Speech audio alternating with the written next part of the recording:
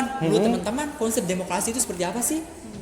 Nah, demokrasi itu sebuah sistem kekuasaan rakyat oleh rakyat dan untuk rakyat. Artinya, dalam spirit demokrasi, menempatkan rakyat sebagai pemegang kekuasaan tertinggi.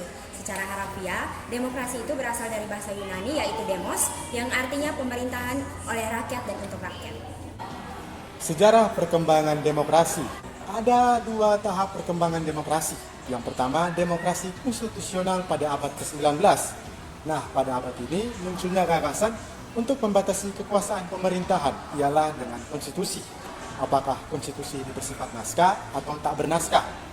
Dan pada abad ini, negara mempunyai tugas yang pasif, di mana negara hanya bertindak ketika hak-hak manusia dilanggar atau terdapat ancaman terhadap ketertiban umum maupun keamanan umum. Dan yang kedua, demokrasi konstitusional abad ke-20.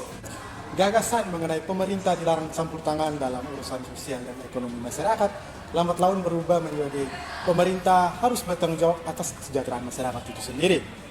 Dan jelaslah terdapat perbedaan terhadap demokrasi konstitusional pada abad ke-19 dan abad ke-20 ini, yang dimana terdapat kecenderungan daripada pihak eksekutif untuk mengemban tugas yang lebih intensif daripada masa sebelumnya. Demokrasi dalam sejarah Indonesia dibagi atas 4. Yang pertama, masa Republik Indonesia I pada tahun 1945 sampai 1959. Itu pada masa ini menonjolkan peran parlemen dan juga partai-partai sehingga pada masa ini juga disebut sebagai demokrasi parlementer.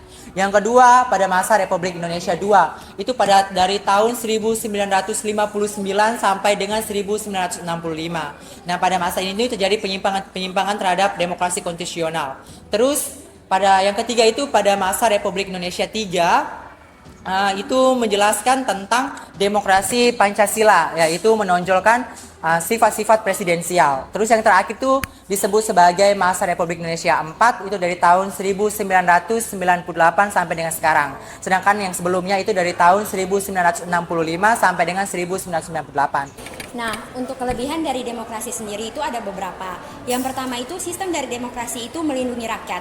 Lalu, kecil kemungkinan adanya pemberontakan rakyat terhadap pemerintah. Lalu, masyarakat memiliki hak untuk memilih kepala daerahnya sendiri. Dan yang terakhir adalah pemilu memungkinkan warga untuk memilih pemimpin mereka sendiri.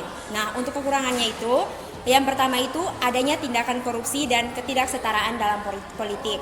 Lalu adanya penyalahgunaan waktu dan dana publik. Dan yang terakhir adalah adanya politik uang oleh beberapa tokoh agar mereka bisa terpilih.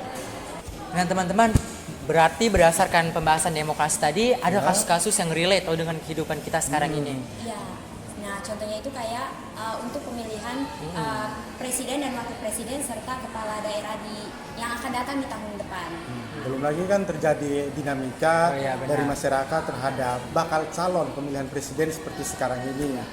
Ini juga memberikan dampak pada partai-partai yang saat ini juga mencalonkan kandidatnya masing-masing. Jadi kita sebagai mahasiswa seharusnya bisa melek politik dan juga memberikan kontribusi dalam pemilihan tahun 2024 nanti. Baik teman-teman, sekian penjelasan dari kelompok 8, kelompok kami tentang demokrasi. Kami ucapkan terima kasih. Dah.